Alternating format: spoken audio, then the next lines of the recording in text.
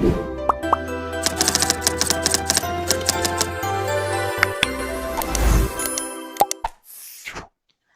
everybody and welcome back to my YouTube channel. I hope you all are doing great. तो आज की इस video में मैं आप सभी लोगों से एक बहुत ही इम्पोर्टेंट टॉपिक के बारे में बात करने वाली हूँ। मैं असाइनमेंट्स के बारे में वीडियो प्रिपेयर कर ही रही थी कि तभी ये इम्पोर्टेंट नोटिफिकेशन मेरे पास पहुंची एंड मैंने सोचा व्हाई नॉट पहले इसके बारे में वीडियो बना देते हैं, बिकॉज क्वेरी में अभी भी बहुत सारे बच्चे स्टडी मटेरियल्स को लेकर काफ़ी सारे डाउट पूछते हैं। अभी तक उनके स्टडी मटेरियल नहीं पहुंचे हैं। आप सभी लोग जानते हैं कि स्टडी मटेरियल हमारे हाथ में ना हो तो एग्जाम्स में ना ही हम एग्जाम्स के लिए प्रिपेयर कर सकते हैं, ना ही हम असाइनमेंट्स में हेल्प सीख कर सकते हैं। बहुत ज़्यादा दिक्कत हो जाती है। लेकिन मैं आप सभी लोगों को पहले ये बता देती हूँ कि ये जो वीडियो है ये उन लोगों के लिए है जिन्होंने एडमिशन लेते वक्त डिजिटल फॉर्मेट ऑप्ट किया था, जिन्होंने ऑलरेडी हार्ड कॉपी के लिए ऑप्ट कर लिए हैं। अगर उनका स्टडी मटेरियल नहीं आया तो उनको ये वाली वीडियो देखनी है। ये वीडियो आपके लिए नहीं है, ये सिर्फ और सिर्फ उन लोगों के लिए जिन्होंने ऑलरेडी डिजिटल फॉर्मेट को ऑप्ट किया हुआ है। अगर आपने ऑफलाइन ही ऑप्ट किया था अभी तक आपके स्टडी मटेरियल नहीं आया, आपके ट्रैकिंग में 0 0 स्टेटस दिखा हुआ आ रहा है, तो आप जो है इस वीडियो को देख सकते हैं। इस वीडियो का लिंक नीचे डिस्क्रिप्शन में दे दूंगी एंड अगर आप देखना चाहते हैं कि स्टडी मटेरियल आने के बाद कैसा दिखता है एंड कैसे उसकी क्वालिटी रहती है तो आप इन दोनों वीडियोस को पार्ट 1 पार्ट 2 में चेकआउट कर सकते हैं।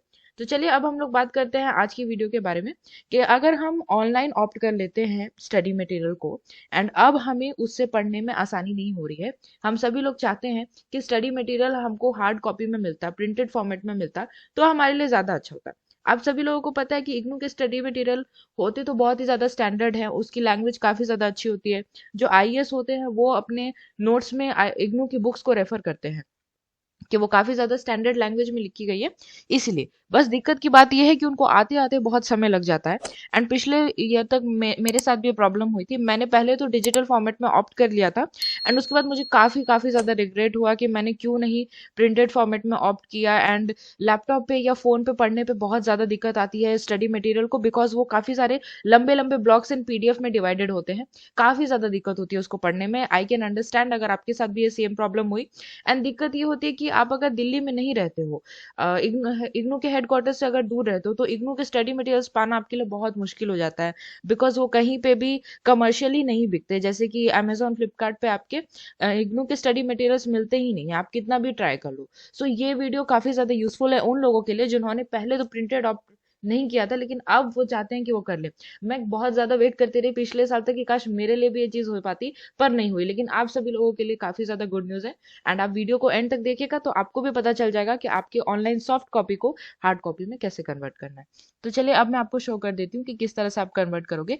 आप सभी लोगों को पता होगा कि आपके ऑनलाइन एक्सेस के लिए आपके पास ई ज्ञान कोश है, वहाँ पे आप जाके किसी भी प्रोग्राम की ऑनलाइन स्टडी कर सकते हो। ये सब कुछ ब्लॉग्स में डिवाइडेड है एंड एक और चीज़ है इग्नू ई कंटेंट ऐप। यहाँ पे भी ब्लॉग्स के पीडीएफ में डिवाइडेड है अलग अलग प्रोग्राम्स एंड सब्जेक्ट्स।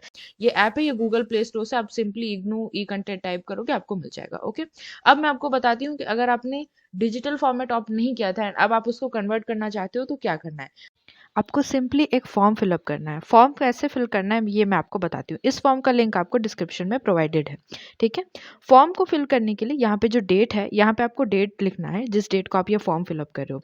और यहाँ पे लिखा है I would like to request you to please change my option from digital या soft copy to printed study material. I am also paying the remaining fee and submitting demand draft या challan as per the details given below.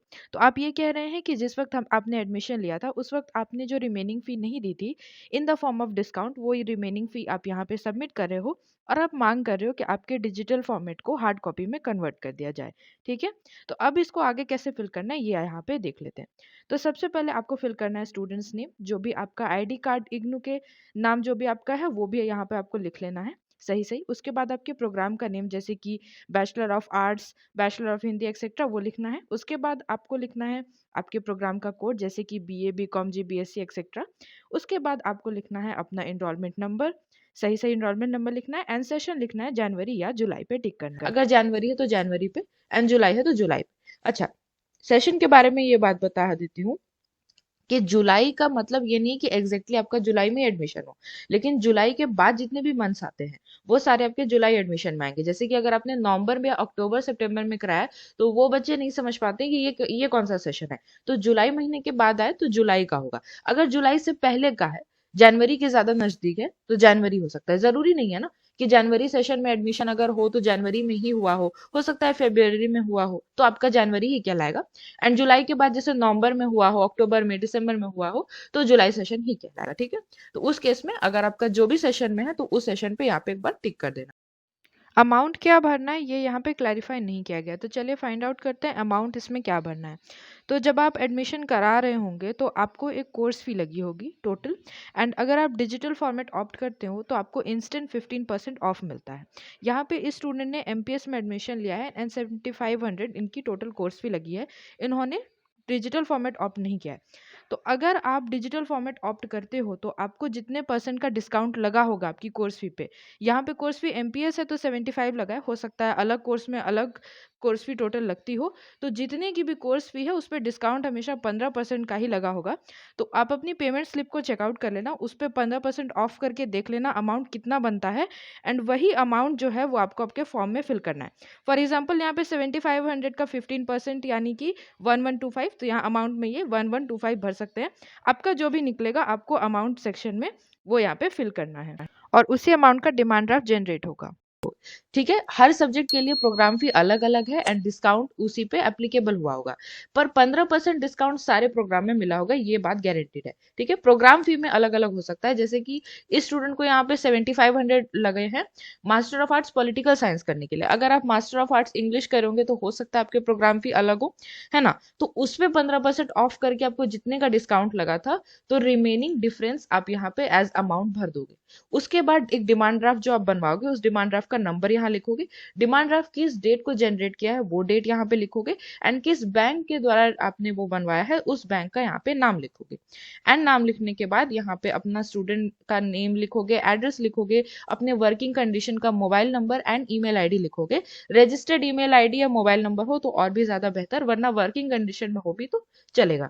And उसके बाद इन सारी चीजों को आपको touch नहीं करना है, यहाँ पे लिखा हुआ है कि ये फॉर ऑफिस यूज ओनली है, ये आपके लिए नहीं है। ठीक है, ये सारी चीजें वो लोग देखेंगे, आपको बस इतना सा भर के सबमिट करना है। अब बात यह कि सबमिट कहाँ करना है, तो इसको सबमिट करना है आपको इग्नू के हेडक्वार्टर्स में, ऑफलाइन सबमिट करना है आपको इग्नू के हेडक्वार्टर्स में। अगर आप दिल्ली रहते हो तो अच्छी बात है, मैदानगढ़ी जाके आप खुद ही कर देना, लेकिन अगर आप दिल्ली में नहीं रहते हो, प्रॉब्लम आती है तब, तो दिल्ली में अगर नहीं रहते हो और तब इस सर्विस को यूज करना चाहते हो तो उसके लिए यहाँ पे आपको बाय कुरियर या बाय स्पीड पोस्ट इसको भेजना पड़ेगा। यहाँ पे एड्रेस दिया हुआ है, ठीक है, IGNOU block 3 Maidangarhi new Delhi, and यहाँ पे पिन कोड है। ठीक है, तो जो लोग दिल्ली में रहते हैं ऑफलाइन हेडक्वार्टर्स में सबमिट कर सकते हैं, जो लोग नहीं रहते हैं दूर में रहते हैं वो कुरियर या बाय पोस्ट इसको सबमिट कर सकते हैं। लेकिन एक बात ध्यान रहे कि आपको भी पता है कि जो लोग ऑलरेडी एडमिशन के वक्त ऑप्ट करते हैं उनका स्टडी मटेरियल आने में तो कितना समय लग जाता है, आप सभी लोग जानते हैं, इस बात से वाकिफ हैं आप लोग। तो अगर आप बाय कुरियर पहले डिमांड कर रहे हैं एंड फिर आपके स्टडी मटेरियल आ रहे हैं तो इसमें समय तो लगेगा ही, तो पेशेंस रखिएगा, लेकिन आपका काम हो जाएगा। ठीक है, ये एक अच्छा ऑप्शन है कि अगर आप अपने सॉफ्ट मटेरियल को डिजिटल को सॉफ्ट में करना चाहते हैं तो आपको यहाँ पे ऑप्शन मिल रहा है, बिकॉज इससे पहले तक इसका कोई ऑप्शन था नहीं, मेरी जानकारी के हिसाब से अभी तक तो नहीं था, इस वजह से मुझे भी बहुत दिक्कत हुई थी। तो अगर आप वेट ही कर रहे थे कि काश ऐसा कोई ऑप्शन मिल जाता जिससे मेरा डिजिटल हार्ड कॉपी में कन्वर्ट हो जाता, तो ये वीडियो आपके लिए होगी। एंड आप इस वीडियो को देख लीजिएगा, कोई मन में डाउट रहे तो प्लीज बताइएगा। एंड अब असाइनमेंट से रिलेटेड सारी बातें होंगी, जितने भी एक्स्ट्रा इन्फॉर्मेशन थी जो मुझे लगता है आपको देनी जरूरी थी वो मैंने दे दी है। असाइनमेंट किन कारणों से रिजेक्ट हो सकता है, असाइनमेंट को कैसे प्रिपेयर करना है, इग्नू के डॉक्यूमेंट्स, सब कुछ अब मैं इस चैनल पे अपलोड करने वाली हूँ। एंड इसीलिए मैं रिक्वेस्ट कर रही हूँ कि अगर आप चैनल को अभी तक सब्सक्राइब नहीं किए हैं तो प्लीज चैनल को सब्सक्राइब कर लीजिए, ताकि आपको सारी अपकमिंग नोटिफिकेशंस मिलती रहे एंड आपकी हेल्प होती रहती है। अगर आपको मेरी वीडियो यूजफुल लगती है तो प्लीज लाइक कर देना, ताकि आपके साथ साथ यूट्यूब को भी पता चले कि मेरी वीडियो यूजफुल है। And if you really like my content then subscribe, and I will see you with the next update. Thanks for watching. Fearless.